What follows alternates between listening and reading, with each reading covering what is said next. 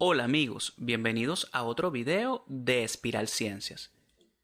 Continuando con ejercicios de aplicación de las leyes de Kirchhoff, en este video resolveré el siguiente ejercicio. Acá tenemos un ejercicio de un circuito de 3 mallas en el cual se coloca un amperímetro ideal en una de sus ramas y entre dos de sus ramas se coloca un voltímetro ideal. En el ejercicio me solicitan determinar las lecturas esperadas del amperímetro ideal y el voltímetro ideal. Para poder determinar estas lecturas, primero hay que comprender los conceptos de amperímetro ideal y voltímetro ideal. ¿Qué es un amperímetro ideal? Un amperímetro ideal es aquel que tiene resistencia interna cero y un voltímetro ideal es aquel que tiene resistencia infinita, por lo tanto, a través del mismo no circula corriente. Según lo que se indica en este concepto, a través de los cables de este voltímetro no circulará corriente. Comenzaré este ejercicio determinando la lectura que hay en este voltímetro, ya que es lo más sencillo, y luego para determinar la lectura en el amperímetro me apoyaré de la segunda ley de Kirchhoff y del método de las corrientes cíclicas o corrientes de malla. Para deducir la lectura del voltímetro hay que conocer el potencial en los puntos donde está conectado el voltímetro. Estos puntos los llamaré D y K. Para conocer el potencial en dichos puntos debo analizar cómo son las caídas de potencial en las ramas donde ellos se encuentran. Es decir, debo analizar cómo es la caída de potencial en esta rama donde tenemos esta resistencia de 10 ohm y las caídas de potencial debo analizarlas también en esta rama donde tenemos la resistencia de 5 ohm. Analizando la rama donde está el punto D, observamos que entre este punto y la fuente de 6 voltios no hay ningún componente electrónico como una resistencia o un capacitor. Por lo tanto, directamente el potencial BD será igual a 6 voltios. Haciendo este mismo análisis en esta otra rama donde está el punto K, se tendría que el voltaje o el potencial en este punto K es igual a 4,5 voltios. Y la lectura del voltímetro sería la diferencia de potencial de estos dos puntos. Y tendríamos que esa diferencia de potencial sería igual a 6 voltios menos 4,5 voltios. Quiere decir que la lectura del voltímetro será igual a 1,5 voltios. Y aquí tendríamos la primera parte del ejercicio. Ahora procedo a determinar la lectura en el amperímetro y para lograrlo necesito conocer la corriente que circula por esta rama en donde está el amperímetro y el valor de esta corriente que circula por esta rama será la lectura del amperímetro.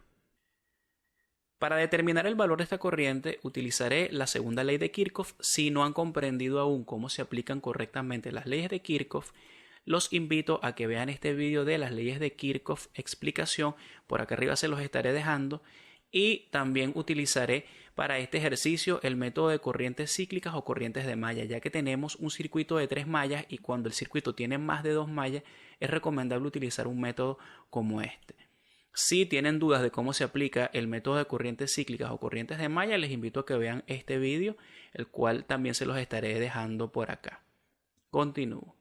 Recordemos que para aplicar el método de corrientes cíclicas o corrientes de malla, lo primero es asumir un sentido de corriente en cada malla. Este será el sentido de corriente que voy a asumir para cada una de las mallas. Este será el sentido de corriente en esta malla 1, este será el sentido de corriente en esta malla 2 y este será el sentido de corriente en esta malla 3. Recordemos que en este método, por simplicidad y para no complicar el ejercicio, lo recomendable es asumir un mismo sentido de corriente en todas las mallas. Como a través del voltímetro no va a circular corriente, me deshago de él y este sería el circuito que vamos a resolver. Luego, para aplicar la segunda ley de Kirchhoff, recordemos que en cada malla se debe asumir un recorrido. En este caso, en cada malla voy a asumir un recorrido que irá en sentido horario. Y el sentido de estos recorridos junto con el sentido de la corriente será lo que me determine el signo de las caídas de potencial al aplicar la segunda ley de Kirchhoff. Importante, antes de continuar, no olvides suscribirte, darle me gusta al vídeo, seguirme por Facebook e Instagram y activar la campanita para recibir mis notificaciones. Continúo. Luego de fijado el sentido de la corriente y el recorrido, se puede aplicar la segunda ley de Kirchhoff. Recordemos que nuestro objetivo será calcular la corriente I1, la cual será la corriente que circule por esta rama de la malla 1 y el valor de esa corriente será la lectura del amperímetro. Recordemos que para aplicar esta segunda ley de Kirchhoff hay que aplicar en cada caso para las caídas de potencial. La fórmula de caída de potencial es igual a intensidad de corriente por resistencia. Recordemos que esta segunda ley es una sumatoria de caídas de potencial. Procedo con efectuar la segunda ley de Kirchhoff en la malla número 1. Observamos que en la malla número 1 tengo una fuente de 6 voltios. Y si vemos el recorrido que se hace en esta malla 1, vamos en sentido horario. Vemos que al pasar por la fuente entraríamos por el polo negativo y saldríamos por el polo positivo. Por tal motivo, se colocará con signo positivo el valor de voltaje de esa fuente. Luego, en la corriente de 6 ohm, vemos que el sentido con el que se recorre y el sentido de la corriente coinciden al pasar por esa resistencia de 6 ohm y por lo tanto se colocará con signo negativo la caída de potencial en esa resistencia, que sería el valor de la resistencia por el valor de la corriente I1. Luego, el mismo análisis para la resistencia de 10 ohm se le coloca signo negativo, ya que el recorrido de la corriente I1 coincide con el sentido del recorrido establecido en el circuito. Y hay que tener presente lo siguiente: esta resistencia está siendo atravesada por dos corrientes. La corriente I1 de la malla 1 que va en este sentido y la corriente I2 que cuando ambas pasan por esta resistencia de 10 ohm, ellas tienen sentidos contrarios. Por tal motivo, ellas tendrán signos distintos. Como estamos en la malla 1, la corriente I1 se coloca con signo positivo y la corriente I2 con signo negativo. Y esta será la corriente como tal que atraviesa esta resistencia de 10 ohm. Será el resultado de esta resta y esa resta será multiplicado por el valor de la resistencia.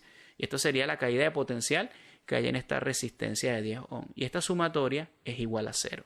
Luego rompemos los paréntesis, efectuamos la multiplicación de 10 por I1 y 10 por menos I2, tomando en cuenta que ambas están siendo multiplicadas por este signo menos. Luego de esta expresión simplificamos, tendríamos que menos 6i1 menos 10i1 es igual a menos 16i1. Luego toda esta expresión se simplifica, se divide entre 2 y tendríamos esta ecuación. Y esta será la ecuación A, la primera ecuación con la cual vamos a trabajar. Luego se hace el mismo análisis en la malla 2 y tendríamos lo siguiente. Vemos que en la malla 2 tenemos dos fuentes, la de 6 voltios y la de 4,5.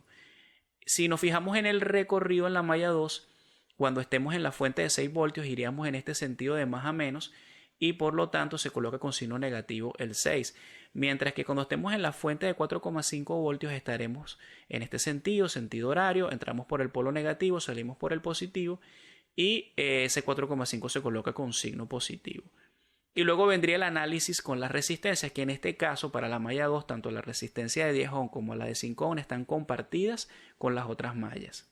Analizando la resistencia de 10 ohm, ella está compartida por la malla 2 y por la malla 1, tendríamos lo siguiente, un análisis semejante al que se hizo en la malla 1.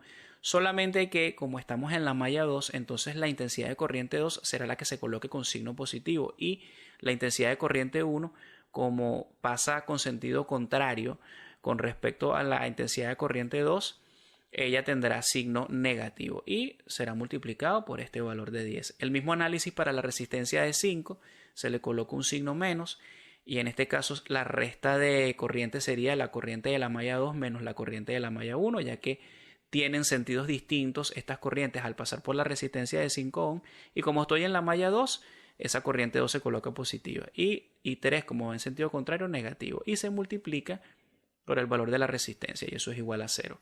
Al efectuar todas las simplificaciones que se hicieron en el estudio de la malla 1, obtendríamos ya directamente esta ecuación y esta ecuación la llamaré B. Ahora procedemos con el análisis de la malla 3 y tendríamos lo siguiente. En la malla 3 tenemos únicamente esta fuente de 4,5 voltios y el recorrido, como observamos en sentido horario, sería entrando por el polo positivo y saliendo por el polo negativo, por lo tanto se coloca con signo negativo. Luego tenemos esta resistencia de 5 ohm que está siendo compartida por ambas mallas y por lo tanto la corriente que circula por ella sería una resta de la intensidad de corriente 3 menos la intensidad de corriente 2, ya que estamos en la malla 3 y la intensidad de corriente 3 se coloca positivo y como I2 va en sentido contrario se coloca con signo negativo, y esto se multiplicará por el valor de la resistencia, que es 5 ohm, y esto será igual a 0. Recordemos que también tenemos que analizar la corriente que circula por esta resistencia de 6 ohm, y como el recorrido y la corriente coinciden en ella, van en el mismo sentido, entonces se coloca con signo negativo el producto, que sería la caída de potencial, esta resistencia de 6 ohm por la corriente I3. Y esto será igual a 0, simplificando esta expresión, como se hizo en el primer procedimiento para la malla 1, tendríamos esta otra ecuación, que es la ecuación C. Aquí tendríamos las tres ecuaciones que vamos a resolver, para lo cual se puede aplicar desde métodos básicos como método de la reducción, método de la sustitución, igualación, como también se pudiera utilizar otro tipo de método como el método de Gauss. En particular yo voy a resolver este ejercicio utilizando el método de la reducción, comenzando con dos ecuaciones. Luego que las ecuaciones están acomodadas, aplico el método de la reducción con las ecuaciones A y B, de tal manera que pueda eliminar la corriente I1 y poder obtener una ecuación que tendrá las intensidades de corrientes I2 e I3, y luego esa ecuación resultante la voy a trabajar con esta ecuación C. Para lograr eliminar estas intensidades de corriente I1 voy a multiplicar toda la ecuación A por 10 y toda la ecuación B por 8. Al hacerlos, estos coeficientes tendrán la misma magnitud pero van a diferir de signo. De acá tendríamos lo siguiente: si multiplico toda la ecuación A por 10 se obtiene lo siguiente, si multiplico toda la ecuación B por 8 se obtiene lo siguiente. Luego sumo estas ecuaciones y tendríamos lo siguiente: acá 81 menos 81 se anulan, luego acá menos 122 más 52 es menos 72, luego acá 43 es lo que me queda con la corriente I3, y luego resto estos coeficientes, 30 menos 2 es 18. Luego se simplifica esta ecuación dividiendo todo entre 2 y obtengo una ecuación D. Y luego esta ecuación D la voy a trabajar con la ecuación C y podremos obtener los valores de las corrientes I2 e I3 y posteriormente I1, que es la que necesito.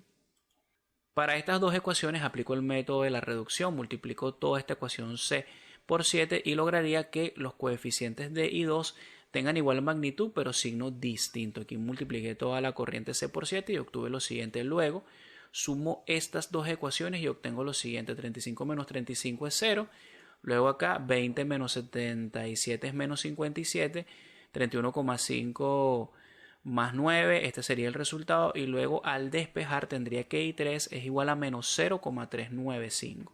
Recordemos que un signo negativo no indica que el ejercicio lo hice mal, solo que la corriente que escogí tiene un sentido. El sentido que establecí es distinto al sentido real, y esos sentidos se pueden modificar, pero ya al final, luego de haber calculado todas las corrientes, es lo más recomendable.